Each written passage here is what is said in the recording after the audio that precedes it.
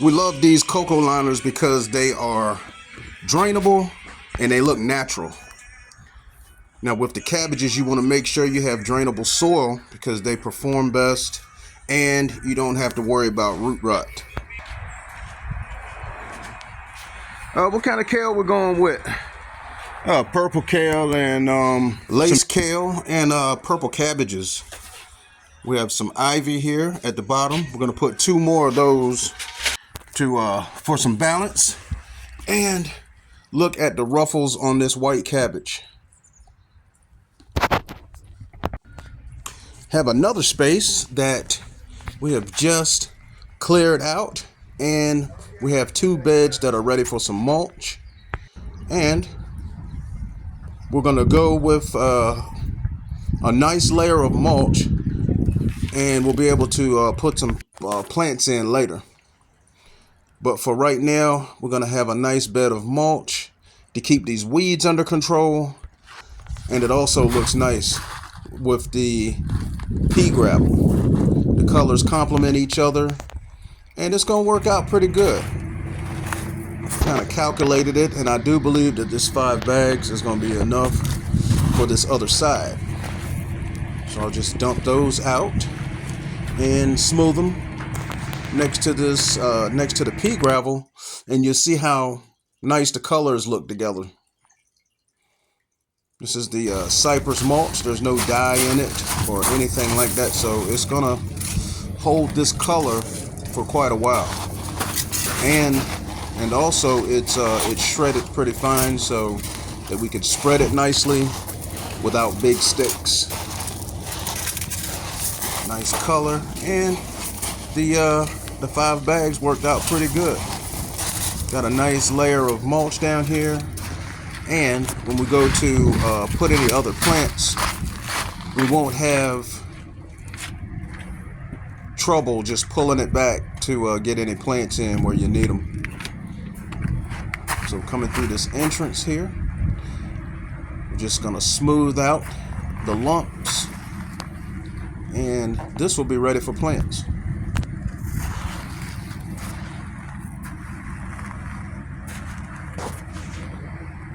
Now on the back corner of the house, we have this full sun flower bed, and you notice all of the plants in it seem small and they're tiny.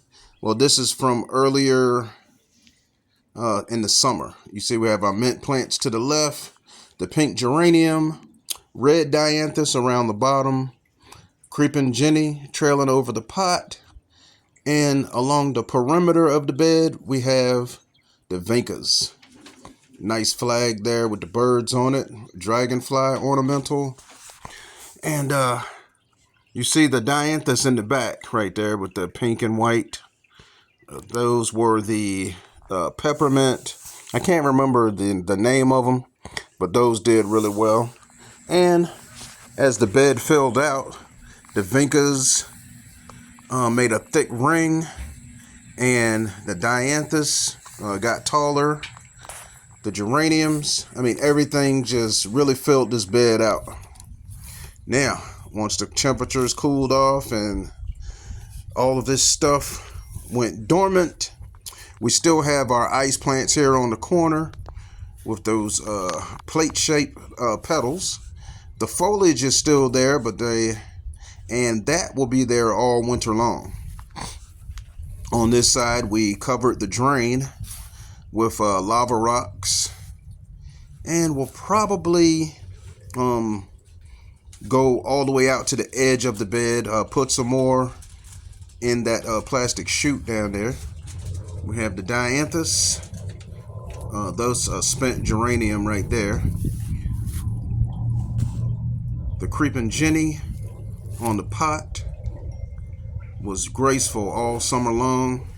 We'll be cutting that back. See, that's a perennial, it'll come back. That's the mint plant right there, and the geraniums. So this summer we're going to have geraniums around the perimeter of this bed because they're drought tolerant and they can really handle the heat. The ice plants do good in the heat. The dianthus, all of the plants here are full sun and they are drought tolerant. So this bed is going to be really nice, and we're going to clean it up and just put in some mulch so that we'll have a head start on the weeds, because if you're not paying attention, this bed will fill up with weeds as well. So that's another geranium. We'll be cutting that out. Actually, we're just going to pull those up and get this whole bed cleared out so that we have a nice fresh start for the season. I put this slate down here, but after looking at it, we decided not to have that. I'm just going to finish the drain out with lava rocks. On that, we'll get some... we're just still debating on what to do with that, because I know that the water will push those lava rocks out. So maybe we'll go take a different route on that with some heavier rock that are the same color.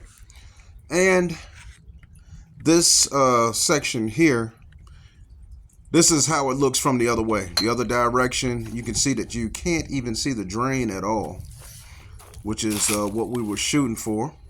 I'm gonna put a nice edge on this, get the leaves from behind the dianthus here, and look, you can see that the the ice plants are still okay. They've just slowed down and they're just ready to burst into color for the spring, and we're going to definitely fertilize those when it's time.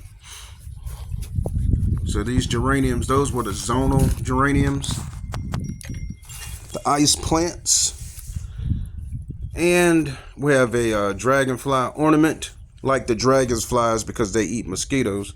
So I got the weed eater and the blower out here. I'm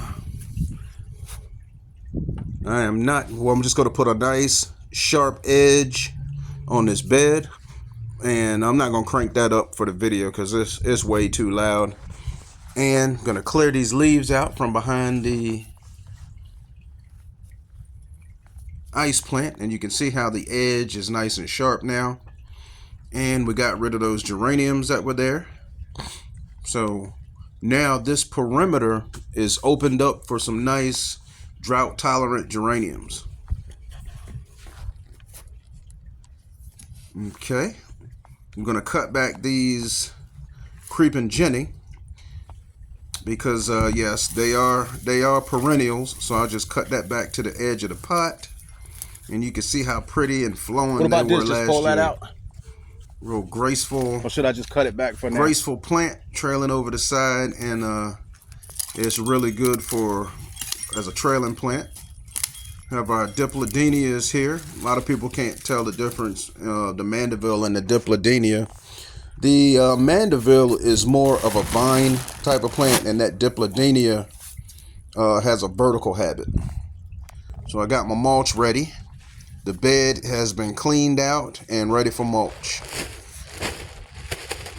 Now, we stepped back and we've used different plants in this bed through the years, and we are finally just going to go with some full sun drought tolerant plants, because the sun goes right over the back corner of this house right here, and when other plants are getting shade from the house and the trees, on this corner right here is wide open. I mean, we get well over 8 hours of sunlight in this bed here, and all of the plants that we're putting in require 6 to 8 hours of sunlight, and they will definitely get that on this bed here.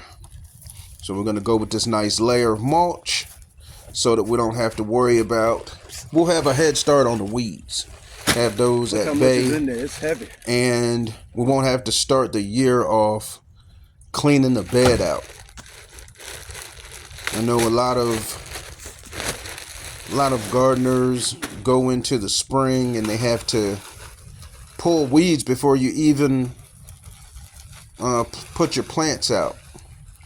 So by taking care of that now and getting this layer of mulch down, we'll have the weeds under control, and it also looks neater. It's a nice clean look. And this mulch here, we're just gonna spread it out get everything smoothed out so that we have our clean slate to start with in the spring. And up under this pot, we may put one more dianthus. You see with that blue, clean that up on green the steps foliage right there. We may put in on the porch. some more of that around the pot, and then go around the perimeter with some geraniums.